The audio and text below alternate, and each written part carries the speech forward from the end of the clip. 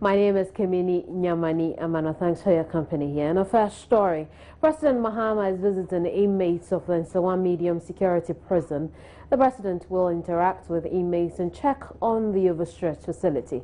Prior to his visit, government has promised to give the Ghana Prisons Service a higher budgetary allocation in 2016.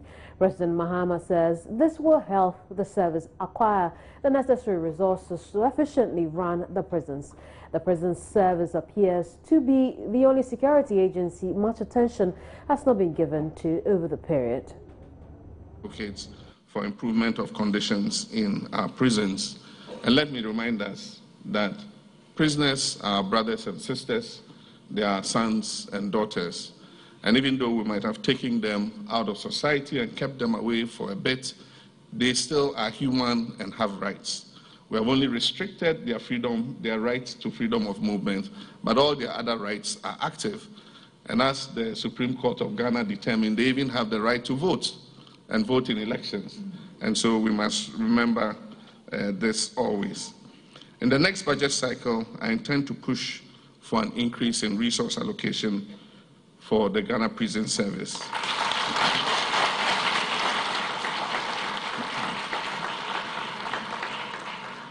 This will help to increase the procurement of vehicles, logistics, communications, equipment, and accommodation for the Ghana Prison Service. And the president takes along with him the finance minister, Tepe, and the purpose is for him to appreciate the importance of allocating a lot more money to the service. The Chief Justice and other members of the diplomatic corps will join the president on his visits. Meanwhile, a Court of Appeals judge, Justice Constant Hometolu, has been speaking about some particular areas of the prisons President Mahama must pay attention to. The president probably should look at is the condition of detention. They are sleeping places. I visited the Takwa prison very recently, that's about 2 weeks ago, and I visited their toilet facilities. There were 5 toilets there. I insisted that I was going to use the toilet so that I experienced what the prisoners go through. And I must tell you, it is bad. It is bad. And then if you visit their sleeping places, their rooms, no. Human beings can never be allowed to undergo such inhuman or degrading treatment. And the president of the country has the power, he has the resources available to him. So if there is anything that he can consider doing, is to look at these conditions of detention, their sleeping places, water, and all other facilities in the prison service, prison camps, and come to the aid of these prisoners. President John Mahama has also cautioned his colleague politicians to take an interest in ensuring that prisons are fairly habitable, as they, especially as politicians, could end up there sometime in the future. It is said that prison exists for everyone, and that you might not know what you will do to find yourself ending up there. And Kwame Sefa keep saying Tofiakwa. But there are people there who really don't belong there. They are innocent, but circumstances can make you end up in prison. Especially for us politicians. In the 70s and 80s, and even now, it's been fashionable to advise us to rehabilitate the prisons because we don't know when we will end up there.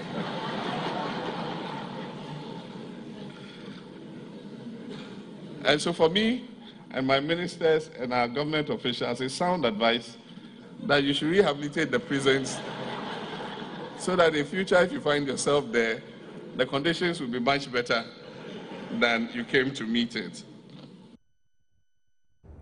It was the darkest and longest night ever in Ghana's history. A very tragic one indeed. June 3, 2015 will forever be etched in the memory of residents and passers-by of the Kwame Nkrumah Circle, specifically near the Goil filling station. Lives were lost, properties destroyed, and many others injured in the twin disasters of flood and fire. A month down the lane, Hannah Dami returns to the scene and has filed the following report. On the evening of Wednesday, June 3, 2015, Ghana had one of her most disastrous moments being recorded because this place I stand, the Gual filling station, exploded.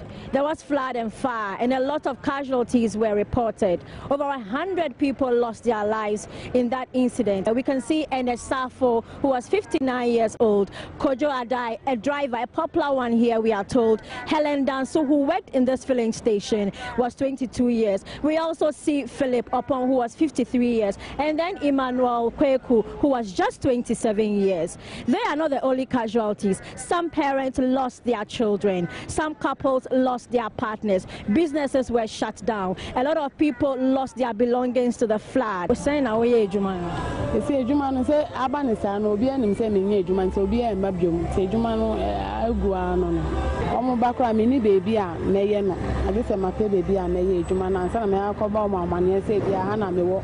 She's saying that she's lost all her customers because when they come around and they see the empty place, they think that she's locked, she stopped working. Please, I sell oil, palm oil, and other things. Approximately how much did you lose with all the things that got flooded?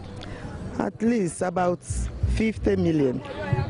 You lost 5,000 Ghana cedis. Yes. So how did you pick up? How did you get these things to sell back? I don't have money, so I went for those who gave us the goods. I went and played, and she gave me some. Businesses were shut down, and the Vienna city, which is directly opposite the Gual filling station, was no exception. That I have with me the senior supervisor, Ebenezer Mponsa. How has business been after that? Oh, they are not coming gradually. For the past 8 days, they are coming gradually, but the Ramadan also affecting us badly. I'm in the home of 66-year-old John Cotti. He owns the 16-bedroom story building that we are currently in. Unfortunately for him, he lost 13 of these bedrooms to the fire. How are you going to rebuild it for the tenants to come back? We are expecting Goy, because the fire came from the Goy. And I know is that Goil is a government-owned oil company. So I'm expecting that they will come around. And me, I'm not after money. I want the place to be put back the way it was before the fire and the water spoiled them. So. But have you had any consultation with them with regards to your concern that you No. So how do I do the contact? Probably through any of your children? I think 3 days ago, I thought I heard some people came here. They said they were from Guel. They should come up to see me. They said they will come back again. They will come back again. And off they went. They survived, but they have stories to tell, wounds to heal, and memories they will live with. Some want government's intervention. For others, just a return to normal life would do. Displaced residents at Old Fadama passed last night standing in the rain. The lives of the displaced remain endangered as they continue to sleep in the open at the mercy of the weather 2 weeks after AMA demolished their homes. Aisha Ibrahim visited the place and reports the situation is pathetic.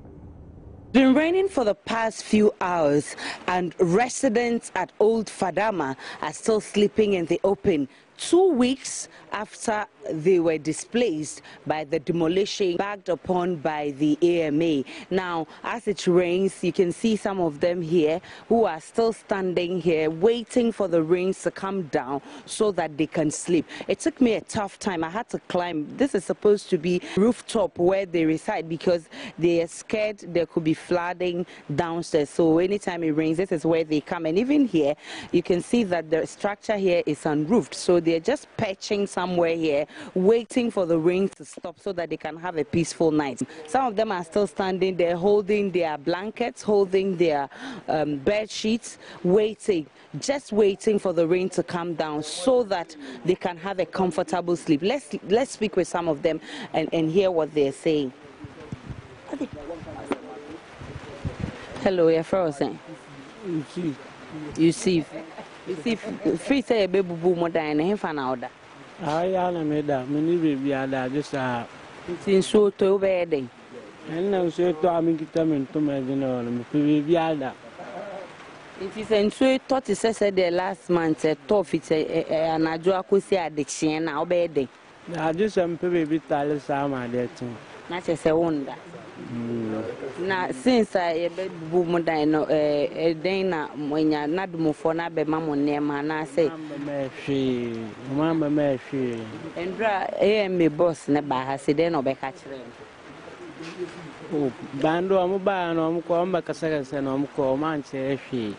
Isifo has been telling me that since they were displaced by the AMA through the demolition, they've not had any relief item and they have nowhere to sleep and rather than here. So they've been perching, waiting for the rain to come down so that they can have a peaceful sleep. Now, I can see one gentleman also who has covered himself with some bed sheets. Let's speak with him because I can see he's trying to catch some sleep, but it's obviously not working. Hello. Yes, madam. Yes, saying. You're from Nanayao. Nanayao.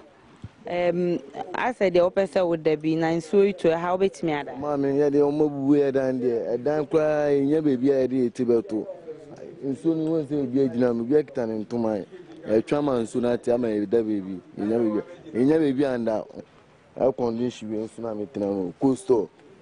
We tsunami tram meda. Amadi achin.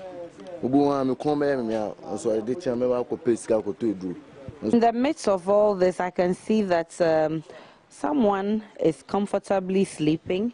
It looks like he has no option or he has become used to the situation. He doesn't want to speak with us, so at a first glance, you will think that he's sleeping comfortably. But when you get closer, you realize that it's battling with the weather, and I'm sure he's very cold in there.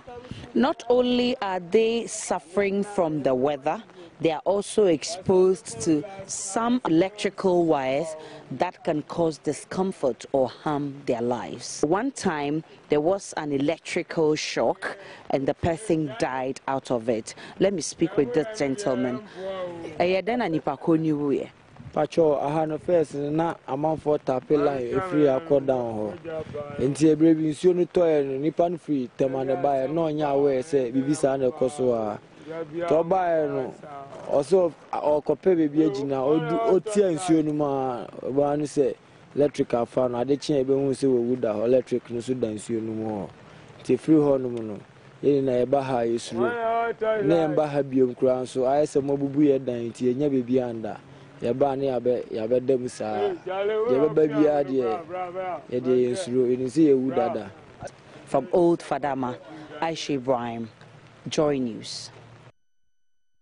Meanwhile, NPP flag bearer Nana Akufo-Addo has facilitated the transportation of some residents of Old Fadama to their hometowns. The residents had pitched camp at the national headquarters of the opposition New Patriotic Party, claiming they were victims of discrimination. About 53 of the displaced residents, mostly women and children, moved from the ruins of Old Fadama to NPP's national headquarters. Like the others affected by the AMA's demolition exercise, this group of men, women and children are ready to go back to their hometown, except they never get called to board the buses provided by government.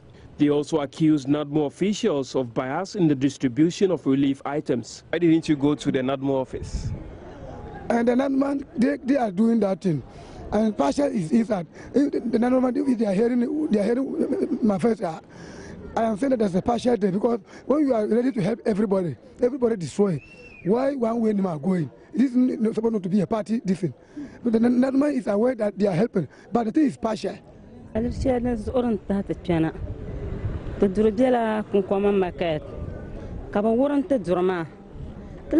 saying that while he's here, he's a twist mother, small babies. His room was been destroyed with the husband. They are outside, lying outside with the children. Mosquitoes are biting the children. Look at them, even hungry, no place, even 2-3 weeks. They do not eat with the children, they do not bath with them. Women's organizer of the NPP, Otiku Afisa Jaba, who was tasked to supervise the transportation of the residents, said there was no need for NADMO to be biased in alleviating the suffering of the displaced persons. It seems there was some form of discrimination from what I'm being told. Others were taken based on their political affiliations, and those who don't seem to have political affiliations or feel that they are connected to the MPP then came here last night because they have nowhere to sleep. They slept here overnight. They have not looked at their things here. We need to immediately address the problem, and I'll use this your platform to tell people of Nadmu that we are all Ghanaians, and so they should please go and locate and identify all of them. The same thing happened with the flood. When we went to Adabraka around the Goel area, a lot of people had not been identified. It's important that when there's a problem, you identify all the people involved. The residents who slept at the party headquarters Wednesday night were excited when a bus finally arrived to transport them back home. They are happy with their children that the vehicle come to took them to their hometown because of the standard without place to eat, without place to eat. So they tell one another that they are giving their car to send them home. God bless them. All 53 have since left Accra for the northern region.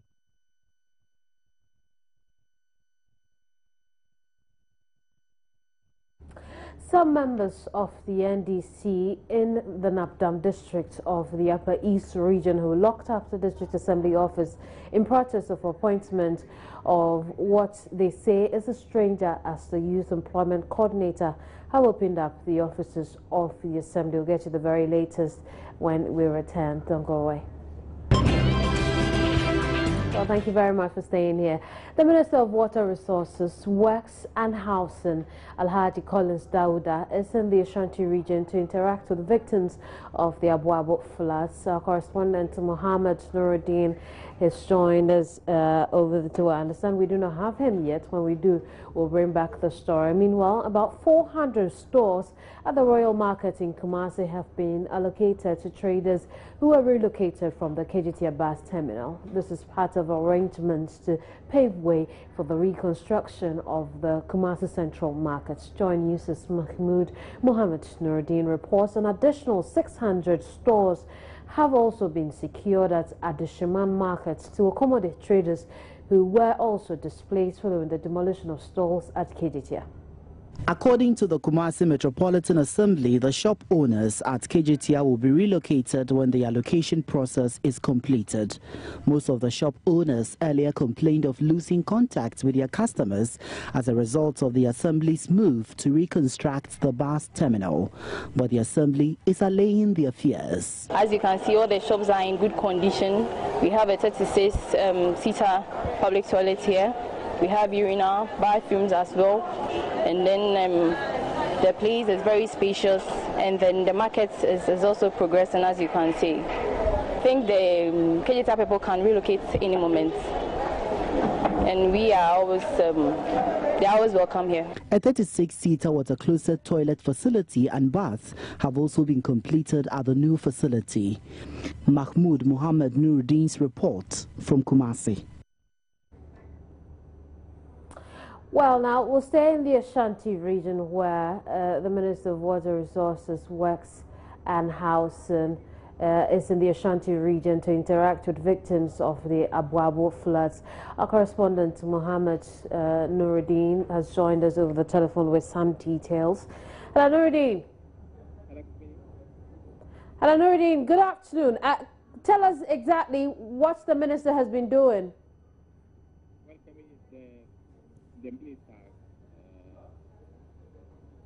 The minister and some other officials from the Asafari Municipal Assembly were at Ababu this morning to take a look at the place and then speak to their engineers to see what they can do. He was there actually with the hydro engineer, and what he has been telling the media is that they're going to sit with the stakeholders at the assembly to solicit some views on how they would, get a lasting solution to the flooding problem in the area. So as I'm speaking now, some minutes ago, they had a meeting with the people, the residents, and some other officials in the municipality to, seek their views on what exactly they're going to do. He says that after that, the engineers will now design they will design the place and take some measures, and then the construction process will begin. What is the response from the affected residents? Well, they were more concerned about how the situation is, and they were explaining to the minister about how it happens when it rains. And so that was exactly where the minister had to, inform them that they would have to meet with them and then, speak to some of them and see exactly what they can do about it. And until that is done, the minister is saying until they are able to get the views of these residents, they wouldn't be able to know exactly what will be done at the stream now. But now that I'm speaking, I think they have just ended a meeting with the residents, some of the residents, and then the stakeholders, and so we will be speaking to the official assembly to find out where exactly what has transpired in the meeting.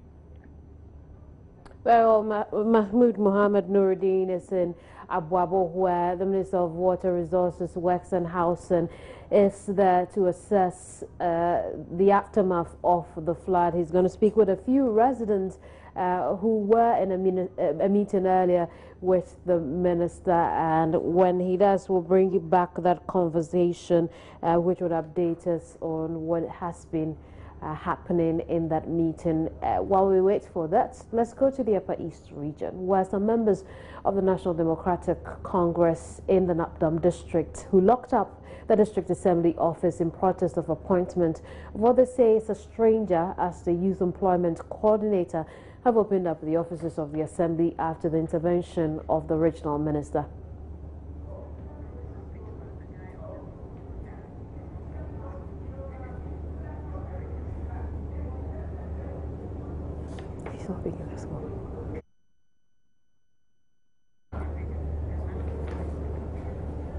We're watching Joy News today. There's more to come here. We'll bring you some business stories in a bit. While in business, the Union of Industry, Commerce and Finance Workers has taken a strong view to a publication in today's dailies announcing the sale of shares of the Agricultural Development Bank. Attempts to list the ADB on the stock exchange has been a cause of the long-standing dispute between management and unionized staff of the bank. In fact, last week, a planned launch of the initial public offering was called off after UNICOF and the Trade Union Congress raised concerns of inadequate consultation prior to the launch. However, the bank, in a number of newspapers today, is advertising the sale and sale period of issues. This, UNICOF says, breaches the agreement and is currently locked up in a meeting on what steps to take. John Esiape speaks for UNICOF. Our members throughout the country are just unhappy with what they have seen because they are aware that the National Tripartite Committee gave some directives for the union and management to discuss issues around the IPO before they could go public. So members are asking questions. We have also seen it this morning, and we are going to go through some channels and seek clarity on what exactly is going on. Last week, Thursday, we met, put a few issues across. Management said they will revert. They were going to consult and revert with answers to some of the issues we had raised, only to wake up this morning to see this announcement. We first of all want to find out from management why and what has happened. Even before this press release in the dailies, as we have seen, a circular was sent to workers, of which Joy News has a copy. Now, this circular raised concerns about the IPO and the fact that, contrary to what had been said, that the shares were going to be offloaded to Ghanaian firms interested in partnering or being a part of ADB. 40% of the shares will now go to two foreign companies. Yeah, we had that information as well. And we are much more interested in the details of those arrangements because they could have implications for us and for labor. And not only that, who went into those arrangements with those companies? What mandate did they have? Whose shares have been sold to those companies? They are foreign companies.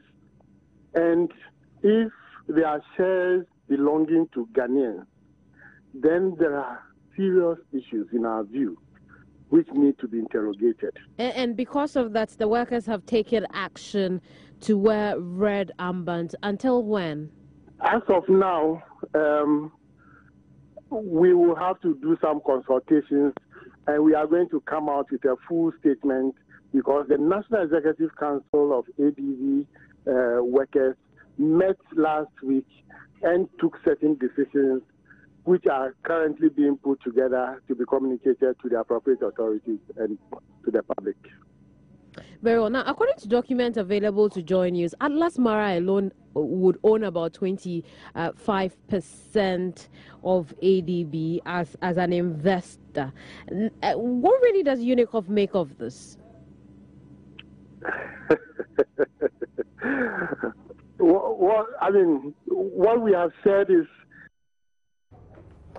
Now, Finance Minister Seth Terkper has defended the automatic adjustment regime currently being applied to the prices of petroleum products.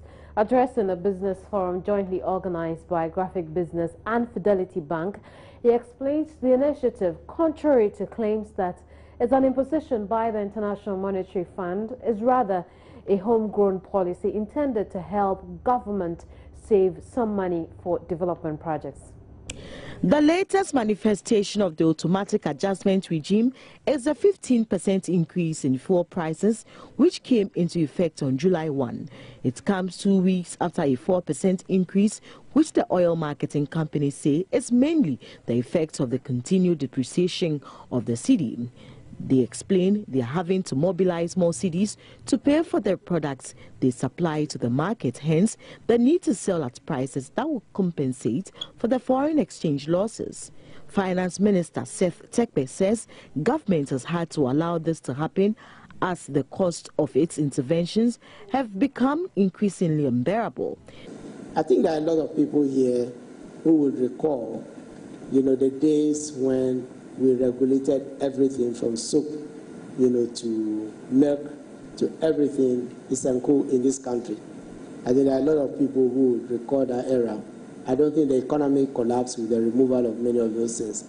I think what we have to do, as many countries do in the case of deregulation, is to increase bus capacity, for strategic stocks. Financial analyst Sidney Kisley Hayford, however, says government is being insensitive, insisting it can find a way. Government should really be recovering from its position of cash deficits, but I can't see it, and I don't understand where the money is being applied and what it is being used for at this time, because we don't have major infrastructure work going on. We don't have any major payments that are being made.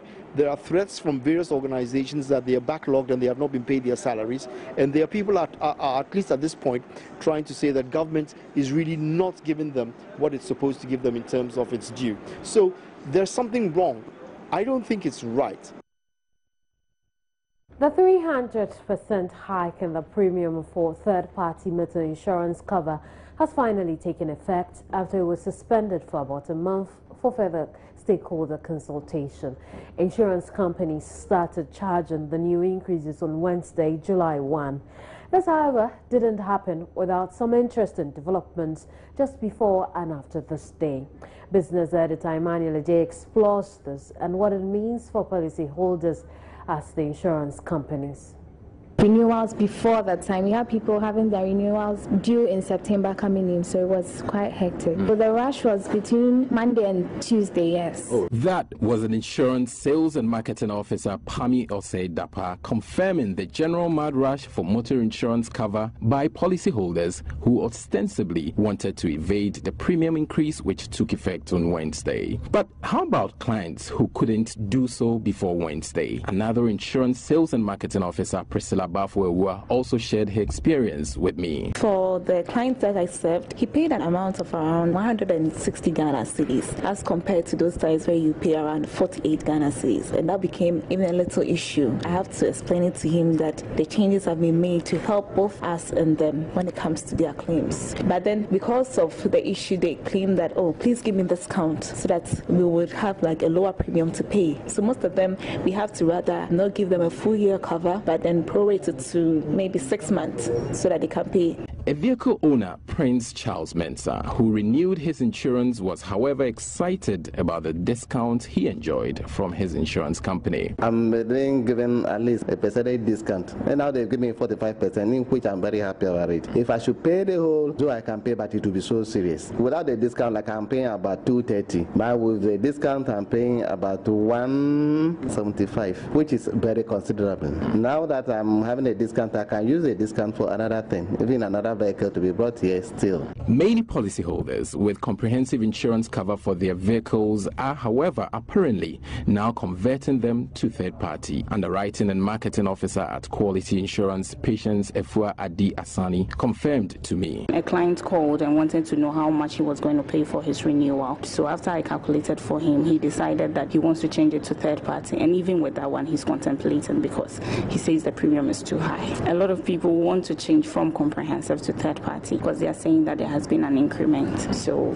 they want the cheaper one to pay for. Comprehensive insurance is more expensive than the compulsory third-party cover because, as the name suggests, it involves cover against damage to the vehicle, its owner, as well as third parties. A broker with Metrics Brokerage, Collins Oponjan, paints a better picture with some figures. It depends on the value of your car. People used to pay like between 200, 500 to 2,000. That's comprehensive for a year. For a year. But during this new policies, these 400 and 200 is now the third party amount. You understand? So people are switching from comprehensive to do the third party because the amount that you used to do for the comprehensive are the amounts that you're going to be paying for the third party. So they are switching. But because the discounts, unless you've been with the insurance company for long, so now they are looking forward for the discounts to be decreased for them so that they can actually stay on to the comprehensive part. So it's obviously not business as usual for insurance companies, but a reduction in premium, at least for now. But one could also argue they also cashed in 2 days just before the implementation of the increase, and so it balances out somewhat. So for now, only time could tell as to what this increase would mean for insurance companies in the long term. Well, that's it for the business segment. There's more after this to stay. Overlord of Wa Nafusenu Seidu Pelpo has warned chiefs in the Wala traditional area that they risk being deskinned if they fail to participate or mobilize their people for the National Sanitation Day scheduled to take place in the region this Saturday. The Wana gave the warning when the Minister for Local Government and Rural Development, Collins Dauda, called on him at his palace in Wa ahead of the exercise. Let's get onto the telephone and speak with our correspondent in the area, Rafiq Salam, for further details on this. Hello, Rafiq. Hello, Kamini. Now, tell us really how the response has been since this announcement. The response to what the overlord of Wa now to tomorrow's exercise is not different. The chief and then the subjects who were around when we made those pronouncements, when those pronouncements were made on his behalf, were really happy, and they agreed, Huklan and Senka with him, that for them to be chief, they don't need to have their environment being untidy. And so they haven't seen anything wrong with that duty coming from the overlord of Wa. Isn't that easy to disclaim a chief in the Wala Traditional Council based on people not attending the Sanitation Day exercise? I will tell you that, Kamina, I'm not a royal, but the other factor of is that I need some of these things. But I can tell you that over 50 years ago, certain keys in the region were distinct, but not because of sanitation. And to the best of my knowledge, I can't speak on that particular issue. But for them, some people, it's really surprising coming out with test thoughts, but they think that it's something that needs to guide them, because you can't be a chief and then to allow your community to be there. For them, they agree to like I think what the chief. But I think that although I think that it is not against the traditional norms of the people to have a chief who is schooled, who is trained, because he has left his environment to be encouraged. Very well, we'll leave it here. Rafiq Salam joined us from the Upper West Regional Capital. We can now get into the world of sports with Benedict Owusu. Stay on. My name is Benedict Owusu, and we talk sports now. In the Egyptian FA says it will report Ghanaian football administrator Kofi Menu to the Confederation of African Football for alleging the North African Federation attempted to bribe Ghana FA boss Kwesi Nyantakyi with the $1 million during the 2014 FIFA World Cup qualifiers. Now, Blue Kofi Menu is a member of the GFA in a program on a local radio station that's a Senpai FM claimed the GFA president, that's Mr. Kwesi Nyantakyi, was made the offer in order to throw the ultimate 2014 World Cup qualifier against the Pharaohs in Cairo. Now, Ghana had recorded an emphatic 6-1 win over the Egyptians in the first leg clash of the playoff, and Egypt needed to score 5 unanswered goals to qualify for the 2014 World Cup in Brazil at the expense of the Black Stars. Now, GFA member Kofi Menu alleged that an attempt was made at the time to have Ghana throw away its massive lead through an offered $1 million bribe to GFA President Kwesi Nyantakyi. But the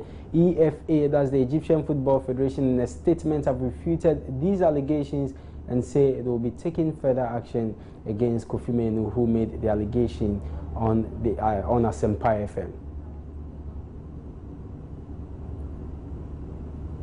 So we are following that story closely and we'll bring you all that you need to know. But the latest on that story is that the Egyptian Football Federation is saying they will have preliminary talks with the Ghana Football Association before they will go on with their complaints, even if they will have one. Now we can do some other stories. In Premier League champions or giants Accra Hearts of Oak are buoyed to win more silverware this season after annexing the 2015 Confederation President's Cup rather. Now the Phobians handed arch rivals Kumasi Ashanti a 5-4 defeat on penalties to hand coach Abed Ado his first silverware since taking over the club. Now Hearts are still in contention for the league, that's the First Capital Plus Premier League and the FA Cup titles, and board member Frank Nelson tells Joy Sports they can fight and catch up Ash Gold, who are leading them by 11 points.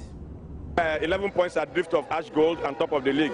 That's about 4 matches. It's big matches, I mean big points, and at the end of the day, but it's very easy to catch up. If we will stay focused, and I mean that we need to stay focused in terms of winning, especially our home matches, I believe it's easy for us to catch up. You just have to pray at the end of the day that equally the Ash Gold will equally lose some of their matches, or the Aduana to lose some of their matches for us to be able to close up. But I believe if the players stay focused and believe that they can do it, it's equally possible for us to do it. So Frank Nelson is a board member of Accra Hearts of Oak. We still stay with Accra Hearts of Oak, and they'll be at home at the Accra Sports Stadium this weekend to play Sekendi Azakes in match the 21. So we can check the other matches that will be played this week. And Interlice will be at the Tema Stadium to play Accra Great Olympics. Olympics would fancy a win after beating Liberty Professionals in their last game at the Accra Stadium by a goal to 0. And Mediama SC with their informed striker Atani Delali Emmanuel will come up against Kumasi Ashanti, defeated Bichim United by 2-1 in their last fixture at the Barbara Stadium. Bichim will also be at home to Liberty Professionals. They wouldn't want to lose for a second time after their defeat to Olympics, so they will be away to Bichim, and this happens to be their second away game. Wa All Stars will also be at home at the Wa Park, where they will play struggling BA United, and Accra Hearts of Oak, as I said earlier, will play Hazakes.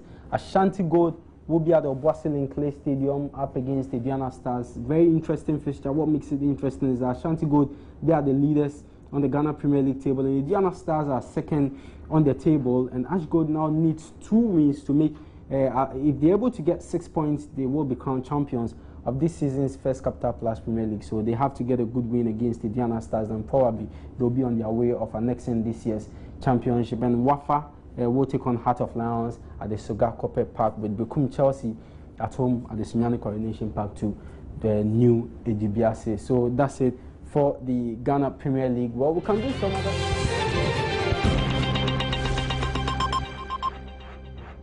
Now, the second day of the 2015 Bridal Fair at the Accra International Conference Center. This year's fair has brought together about 104 exhibitors in the wedding industry.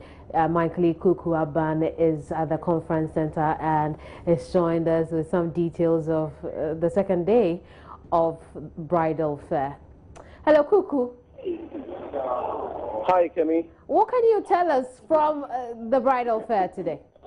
Right, Kemi, you know, it's day 2 today, and the fair is shaping up. The stands, I can say, are pretty much set as compared to yesterday. You know, yesterday most of them were putting things together, and today everything is set. Alisa Hotel has its stand ready, Amor Decor, Classic Diva, Julie Fort Cakes, Jaron, name them. Lots of them here. They are all set. Samsung is offering some very interesting packages for shoppers and people who will be visiting their stand. They're even saying that everybody who has gadgets that are broken down or has some issues, you can bring them to them here and they will fix them for you. If you cannot carry it over, you can just come here, pick a voucher, and then send it to their shops. They will repair them for you freely. So they're getting a lot of discounts, some as high as 50% discounts. And the number of shoppers that I've spoken with are all expressing excitement about not only the discounts they're getting, but the quality of products they're getting here as well. There was a young lady by name Baba I spoke with not long ago, and she's having her wedding in December. Her fiancé, she tells me, is out of the country. They plan grabbing almost everything from outside because the young guy is there and they think they can bring everything from there. But upon visiting the fair today, her decision is that no, there are great stuff here, and she's already made arrangements to have some of the cakes and some of the wedding gowns, everything from here, Kemi. Kuku, thank you very much for the update. Remember, the bridal fair runs from now till Sunday with the marriage seminar on Saturday. Amanfrom in the South Municipality is one of the fastest growing communities, providing a safe haven for those seeking to escape the stress that comes with life or with city life. Though the community has more than 8,000 residents, none of its roads is tarred. With the onset of the rains, most of the roads there are now unmatchable, making movement a major challenge. Joseph Opoku-Gapo visited the area and has filed this report. We've been buying parts, no money to keep in bank. We are using all the money for our parts. They always come to promise us that they will do the road for us, but they will go, they will never come back. And you see me fixing my tie. You see, all that they say, it will be very grateful that you go to the end of the road to see.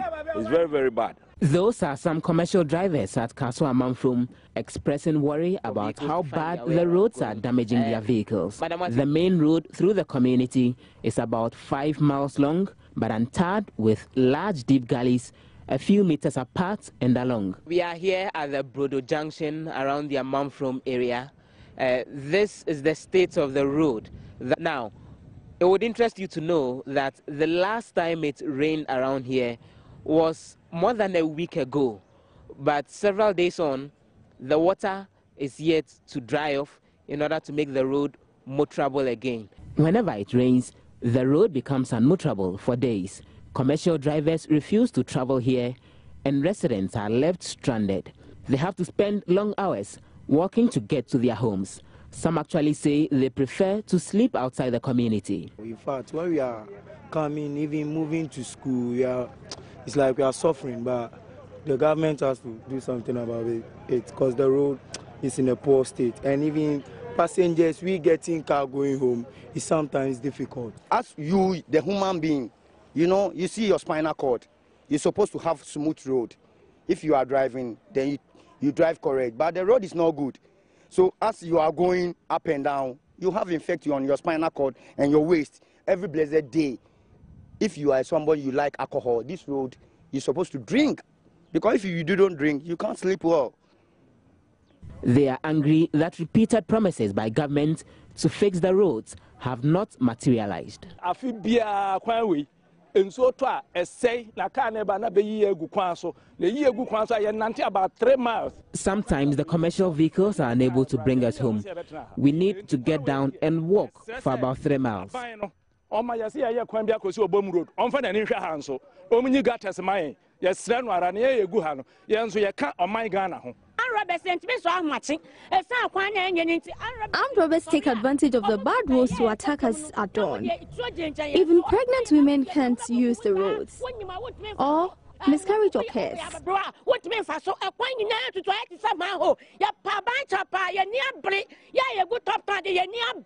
This may not be the only community with bad roads, but residents here say the situation requires urgent attention. They want the roads fixed as soon as possible.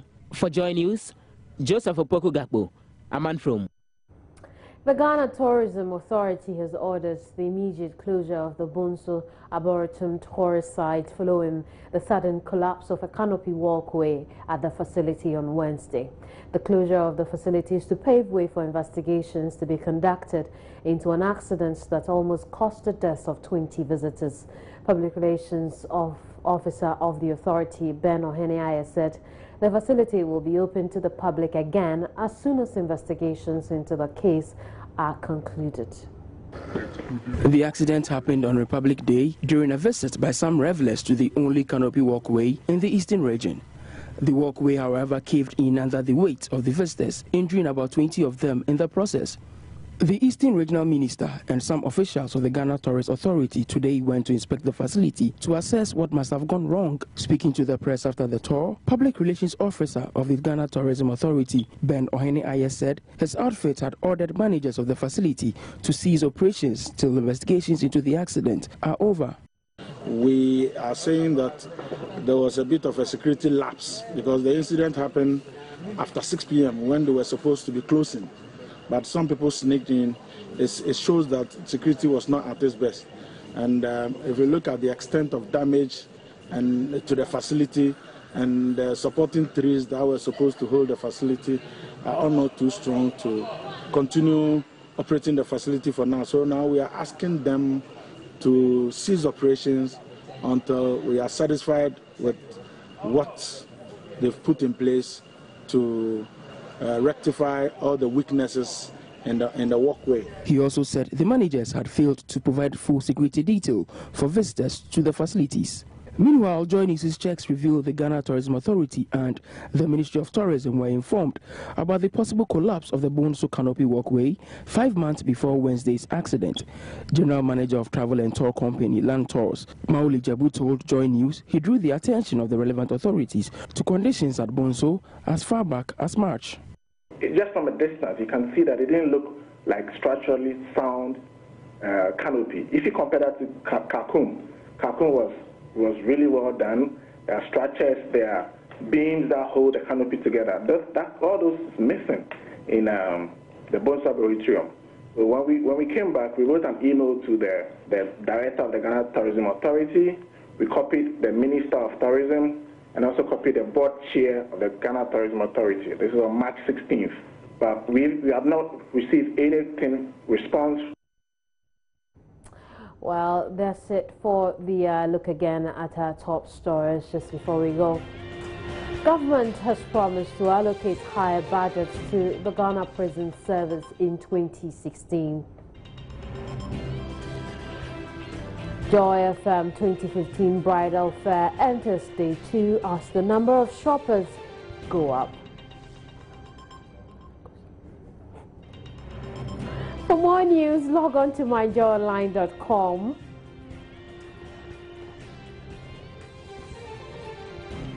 Have a wonderful weekend. Thank you very much for watching. My name is Kimini Nyamani Amana. Goodbye.